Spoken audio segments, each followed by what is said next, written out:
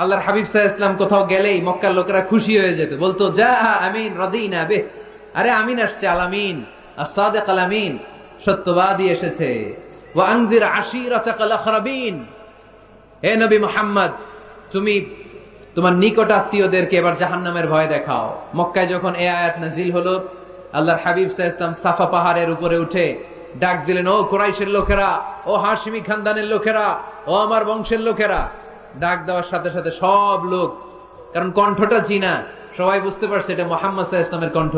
মক্কার সব লোকেরা, ইসলামের একেবারে প্রাথমিক যুগের কথা শোনাচ্ছি, তখনও তিনি বেশি দাওয়াতি কার্যক্রম শুরু করেন নাই। উনি বললেন, ও আমার হাশিমি খানদানের লোকেরা, ও আমার আত্মীয়রা। বিষ্ণু সাল্লাল্লাহু আলাইহি ওয়াসাল্লামের কণ্ঠ ছিল পরিচিত, সবাই বের হয়ে আসে, এসে বলল, মুহাম্মদ কেন ডেকেছো? আল্লাহর হাবিব সাল্লাল্লাহু আলাইহি সাল্লাম বললেন, আমি যদি এখন তোমাদেরকে বলি, এখনই আমি যদি তোমাদের বলি এই সাফা পাহাড়ের পেছনে একদল নাঙ্গা তলোয়ার নিয়ে ঘোড়সাওয়ার তোমাদেরকে কচু কাটার জন্য অপেক্ষা করছে, তোমরা কি আমার কথা বিশ্বাস করবা? আল্লাহর হাবিব সাল্লাল্লাহু আলাইহি সাল্লাম বললেন, আমি যদি বলি সাফা পাহাড়ের পেছনে নাঙ্গা তলোয়ার নিয়ে একদল ঘোড়সাওয়ার তোমাদেরকে কচু কাটার জন্য অপেক্ষা করছে, বিশ্বাস করবা? মক্কার সবগুলো লোক একসাথে বলল, নাআম, অবশ্যই বিশ্বাস করব, কারণ মা জাররাবনা আলাইকা ইল্লা সিদকা, মুহাম্মদ আমরা জীবনে তোমার থেকে একদিনও একটা মিথ্যা কথা শুনি নাই। We have never been experienced a single lie from you in our life. কথাটার ওজন কত খেয়াল করতে হবে, এই কথাটার ওজন কতটুকু খেয়াল করেন।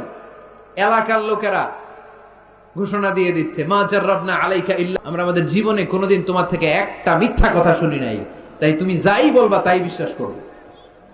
সুবহানাল্লাহ কইতে পারলেন না? চিন্তা করছেন?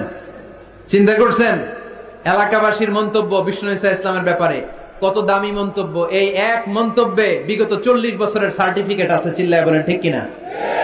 বিগত 40টি বছর আমার নবী মক্কায় বড় হয়েছেন, মক্কায় ভেড়া চড়িয়েছেন, আম্মাজান খাদিজার আন্ডারে ব্যবসা করেছেন, বিশ্বনবী সব ছিল এই মক্কাবাসীদের সাথে। এই মক্কাবাসীরা এক বাক্যে বিগত 40 বছরের সার্টিফিকেট দিয়ে দিলেন, জাররাবনা আলাইকা ইল্লা সিদকান, আমরা জীবনে বিগত 40 বছরে তোমার থেকে একটা মিথ্যা শুনি নাই, তাই তুমি যাই বলবা তাই বিশ্বাস করবে।